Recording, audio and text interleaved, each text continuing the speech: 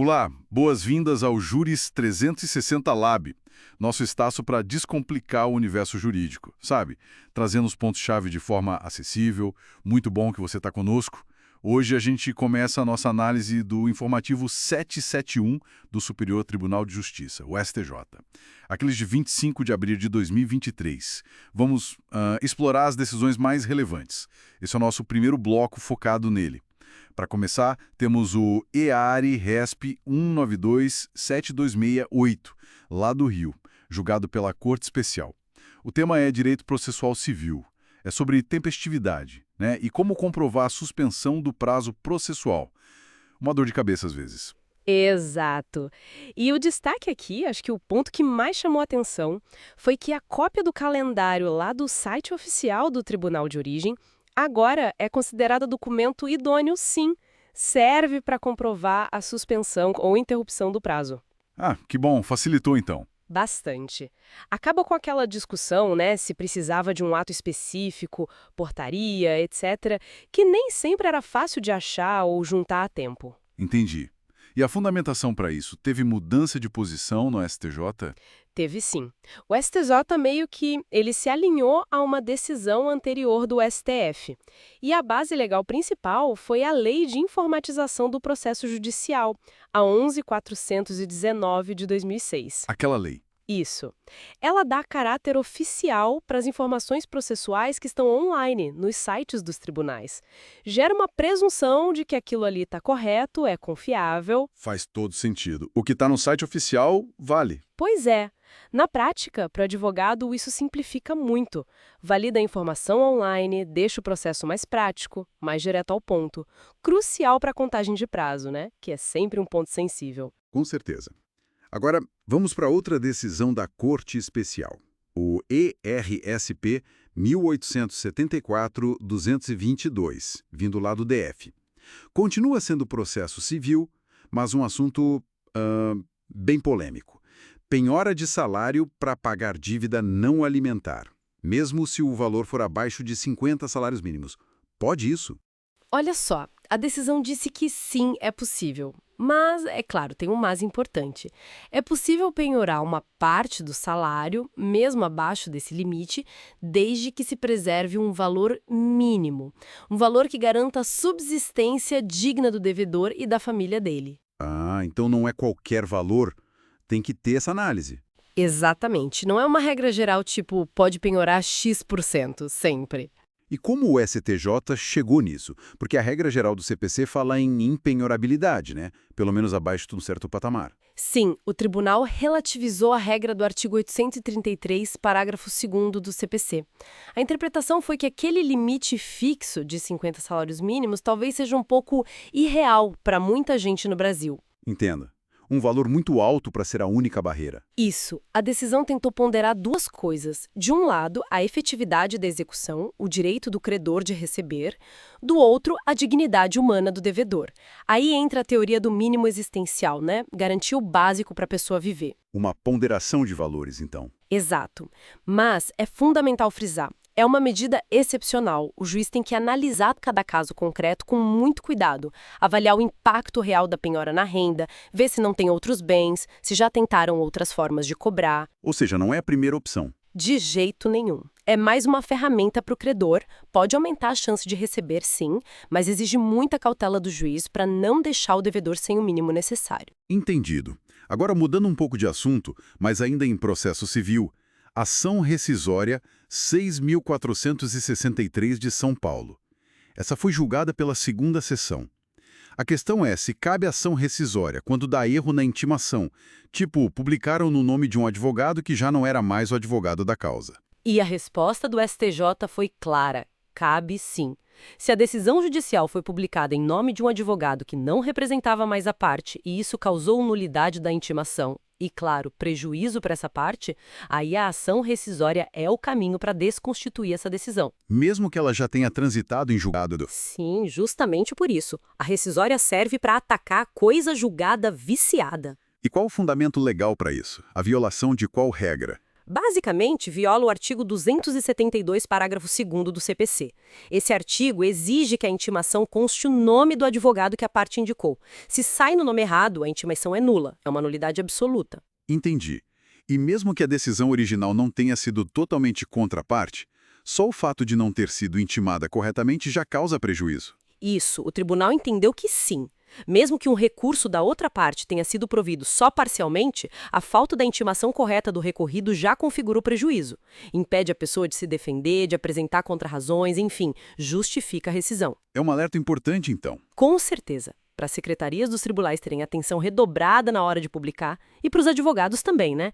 Conferir sempre as publicações é essencial para garantir o direito de defesa do cliente. Bom, vamos entrar agora num recurso especial que teve 2 destaques importantes. É o RESP 1.896.515, do Rio Grande do Sul, julgado pela primeira turma. Aqui a gente mistura direito constitucional, previdenciário e processual civil. Vamos por partes. Primeiro, a cessão de créditos de precatórios previdenciários. É possível vender esse tipo de crédito, mesmo sendo alimentar? Sim, totalmente possível. O titular de um crédito que já está lá inscrito em precatório, mesmo que seja de natureza previdenciária, ou seja, alimentar, ele pode sim cedê-lo, pode vender para um terceiro. Ah, interessante. A natureza alimentar não impede, então. Não impede. A fundamentação para isso vem lá da Constituição Federal, artigo 100, parágrafos 13 e 14. Esses parágrafos foram incluídos pela Emenda Constitucional 62, de 2009. E a Constituição não fez nenhuma restrição quanto à natureza do crédito para poder ceder. Entendi. Abriu essa possibilidade. Exato. E qual a implicação prática disso? Bom, para o credor, para o segurado que tem o precatório para receber, isso dá uma opção. Ele pode escolher receber o valor antes do prazo, né? Mesmo que com um desconto, o chamado deságio, ele negocia com um terceiro, um investidor. Cria um mercado para isso. Exatamente. Movimenta o mercado de precatórios. Só um ponto importante. Quem compra o crédito, o cessionário, ele não herda as preferências de pagamento que o credor original tinha, tipo prioridade por idade ou por doença grave. Isso não passa junto. Ok, a preferência é pessoal. Mas aí, esse mesmo RESP, 1.896.515, trouxe uma segunda discussão, né? Sobre o controle do juiz nessas sessões. Trouxe sim, e é um ponto bem relevante. Mesmo sendo possível fazer a cessão, o STJ disse que o juiz de execução, onde o precatório está sendo processado, ele pode, e na verdade deve, controlar de ofício a validade desse negócio jurídico, dessa cessão. De ofício, mesmo sem ninguém pedir. Isso. Se o juiz identificar alguma nulidade ali, alguma coisa muito errada, como, por exemplo, cláusulas super abusivas para o lado do credor original, que muitas vezes é uma pessoa vulnerável, ele pode negar efeitos a essa cessão. E qual a base para esse controle do juiz? A lógica é que a cessão de crédito é um negócio jurídico como qualquer outro. E, como tal, ela tem que seguir as regras de validade e nulidade lá do Código Civil. Artigos 166, 167, 168. Nulidade absoluta. Exato. E como nulidade absoluta é matéria de ordem pública, o juiz pode reconhecê-la de ofício. O objetivo é proteger a parte mais frágil, garantir a lisura do pagamento, evitar que o credor seja explorado numa negociação muito desvantajosa. Então, o judiciário tem esse papel de fiscalizador, mesmo na execução? Tem esse poder-dever. Fiscalizar essas transações para assegurar que tudo corra bem, protegendo quem precisa ser protegido. Mesmo que a parte não tenha entrado com uma ação específica para anular a cessão, o controle pode ser feito ali mesmo no processo de pagamento do precatório. Muito claro. Para a gente fechar este bloco, tem uma menção ao RESP 1.892.273 do Rio de Janeiro, julgado pela segunda turma. O que temos sobre ele? Sobre esse caso específico, o próprio informativo do STJ colocou uma nota. Basicamente diz que a análise referente a este processo foi excluída da publicação. Então a gente não tem os detalhes do que foi decidido para comentar agora. Ah, ok. Então ficamos sem essa análise por enquanto. Isso. Bom, e com isso, então, a gente finaliza este primeiro bloco de análise do informativo 771 do STJ. Foi bastante coisa, né? Passamos por pontos bem relevantes. Prazo processual e a validação da informação online, a questão delicada da penhorabilidade de salário, nulidade de intimação por erro no nome do advogado e toda essa dinâmica da cessão de precatórios, inclusive com o controle judicial. Exato. Muita informação importante para a prática jurídica. Nos vemos no próximo bloco para continuar essa exploração aprofundada da jurisprudência recente. Até lá! Até! Olá! Vamos continuar nossa conversa sobre o informativo 771 do STJ. Separamos mais 6 decisões importantes para a gente comentar, né? Olha, começando com um caso interessante sobre responsabilidade de banco, o RESP 2.355.370. Parece que um banco compensou um cheque nominal, mas o endosso era falso. Isso. Aí a questão que chegou lá no STJ foi sobre a condenação, né? O que o tribunal decidiu. Estava de acordo com o que a parte pediu na ação? Pois é, aqui a gente teve um exemplo bem claro, sabe? De julgamento extra petita. Extra petita, fora do pedido, certo? Exatamente, fora do pedido. A parte que foi prejudicada, ela pediu uma indenização pelos danos que ela efetivamente teve. Tipo, valores que ela pagou em acordos por causa dessa falha do banco. Entendi. Só que o tribunal ele condenou o banco a devolver o valor total dos cheques. O valor de face, né? O que era, assim, uma coisa diferente do pedido original. Nossa, bem diferente mesmo. Então o tribunal meio que decidiu algo que não foi nem discutido daquela forma. Isso. E a consequência direta disso é que fere o princípio da congruência. Quer dizer, a sentença tem que bater com o que foi pedido, né? Claro. Por causa disso, o STJ anulou essa parte específica da decisão e mandou o processo de volta para a origem, para ter um novo julgamento. E nesse novo julgamento tem que respeitar o que foi pedido lá no início e também reavaliar uma outra questão, que era de cerceamento de defesa.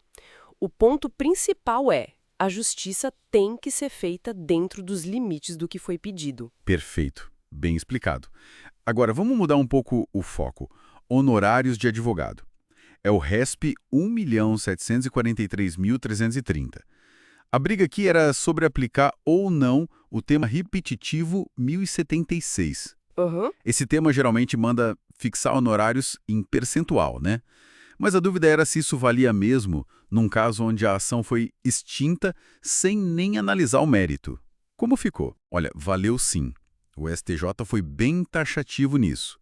A regra do tema 1076 é para ser aplicada do jeito que está escrita, literalmente. Então não importa se teve julgamento de mérito ou não? Exato. O fato de a ação principal ter sido extinta sem resolução de mérito, nesse caso específico, eram uns embargos de terceiro, que foram extintos por falta de interesse. Isso não foi considerado uma razão forte o suficiente para fazer um distinguishing, sabe? Para dizer que o caso era diferente da tese geral. Entendi. A Corte Especial que fixou a tese já tinha pensado nessas situações. Então, argumentos do tipo, mas é injusto ou é desproporcional nesse caso, segundo o STJ, isso teria mais a ver com tentar superar o precedente, fazer um overruling, do que simplesmente distinguir. Nossa, mostra a força do precedente mesmo, né? Não é tão simples assim afastar a aplicação. Eles buscam a uniformidade, né? Faz sentido. Bom, mudando de turma, vamos para a quarta turma agora. O ARESP 2.1.822.745 discute o bem de família. A situação é curiosa. A pessoa compra um imóvel para morar, mas já tem uma execução rolando contra ela. E aí? Esse imóvel fica protegido como bem de família? Então a resposta do STJ foi que pode sim. O simples fato de comprar o imóvel depois que a execução já tinha começado não tira por si só a proteção da impenhorabilidade do bem de família. Aquela proteção da Lei 8.009, né? Então não é automático considerar a fraude à execução só por causa da data da compra. Não, não é automático. O que precisa ser visto é a boa-fé da pessoa. Claro que a lei tem lá suas exceções, né? No artigo 3º, casos em que o bem pode ser penhorado, mas a data da aquisição, isoladamente, não é uma dessas exceções. A proteção da moradia ainda pesa bastante. Entendi. Proteção da moradia falando mais alto. E ainda na quarta turma, um caso agora de direito do consumidor junto com civil. O RESP 1.402.929. O assunto é a dipirona. Se acontece uma reação adversa grave, mas essa reação já estava descrita na bula do remédio, o fabricante pode ser responsabilizado? Olha, a decisão aqui foi que não. Não há responsabilidade do fabricante se essa reação adversa é algo inerente ao medicamento. faz parte dos riscos conhecidos. E principalmente se estava tudo devidamente informado na bula. Ah, então a chave é a informação. Exatamente. Para ter responsabilidade pelo Código de Defesa do Consumidor, precisa existir um defeito, seja na concepção, na fabricação ou justamente na informação. Agora, riscos que são normais, esperados, mesmo que possam ser graves, como uma alergia rara, mas que está prevista, isso não entra como defeito se o consumidor foi avisado. Mesmo sendo uma reação séria para a pessoa? Mesmo sendo séria. Nesse caso, o STJ entendeu que a reação alérgica era uma característica particular do organismo daquele paciente, e não uma falha do produto em si, já que o risco era conhecido e informado. Entendi. A transparência na bula é crucial para o fabricante, então. Bom ponto. Seguindo, temos um agente no RESP 1.922.029. Mistura direito empresarial e processual civil. É sobre dissolução parcial de sociedade. Certo. A pergunta é, a empresa em si, a pessoa jurídica, precisa ter sido citada lá na fase de conhecimento para poder responder na fase de execução, no cumprimento de sentença? Interessante essa, né? A quarta turma entendeu que a empresa tem sim legitimidade para figurar no polo passivo da execução, para pagar a conta, digamos assim, mesmo que ela não tenha sido formalmente citada lá atrás na fase de conhecimento. Mesmo sem citação formal. Sim, mas com uma condição importante. Desde que todos os sócios tenham participado do processo desde o início e, principalmente, que não se consiga demonstrar nenhum prejuízo concreto para a defesa da empresa por causa dessa falta de citação formal dela.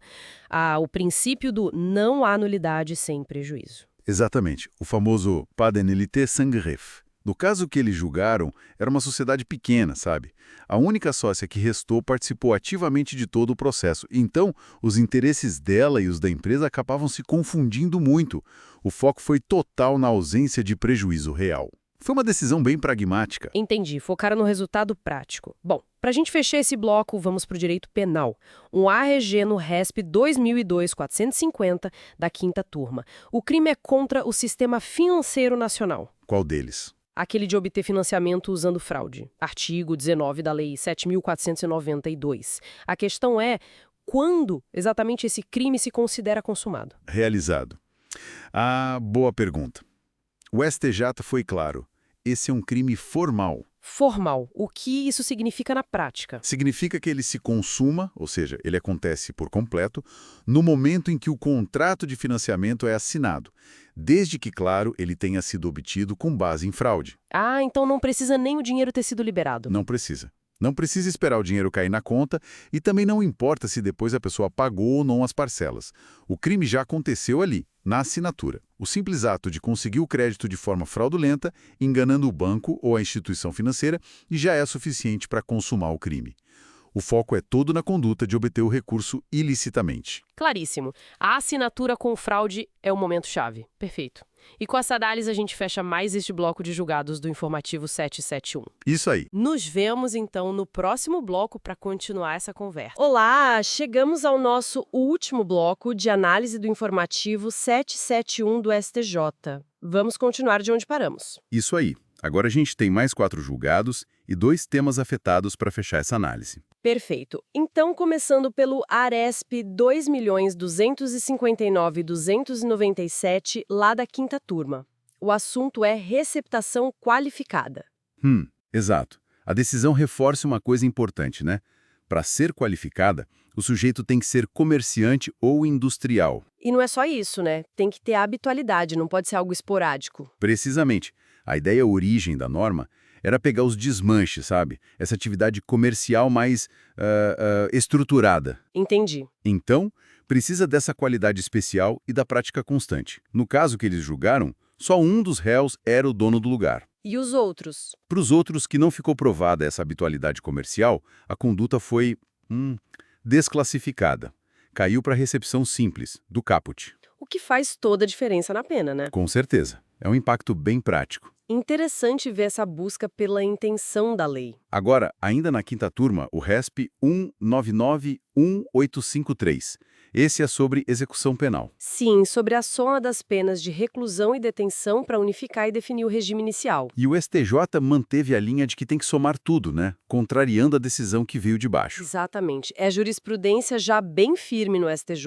O artigo 111 da LEP, ele não distingue para esse fim da soma se é reclusão ou detenção. Uhum. Ambas são penas privativas de liberdade. Então, para definir regime unificado, soma tudo. O tribunal de origem tinha mandado cumprir separado. E o STJ corrigiu. Faz sentido para manter a lógica da progressão. Pois é. Agora, mudando para a sexta turma, um caso que deu o que falar. O HC 697.581. Ah, sim, o caso dos trabalhos espirituais para causar a morte de autoridades. Foi considerado atípico. Como assim? Parece estranho, né? Mas a atipicidade veio por dois caminhos, basicamente. Quais? Primeiro, o dolo. Entenderam que não tinha a intenção específica de ameaçar, de intimidar a vítima diretamente, sabe? A ideia era que o trabalho funcionasse, sigilosamente. Entendi. E o segundo? O segundo é a falta de potencialidade lesiva. O mal prometido por meio espiritual não é visto como algo sério, real, com chance de acontecer pela ótica do homem médio, da ciência. Tá, então, para o direito penal não seria uma ameaça real, digamos assim. Isso.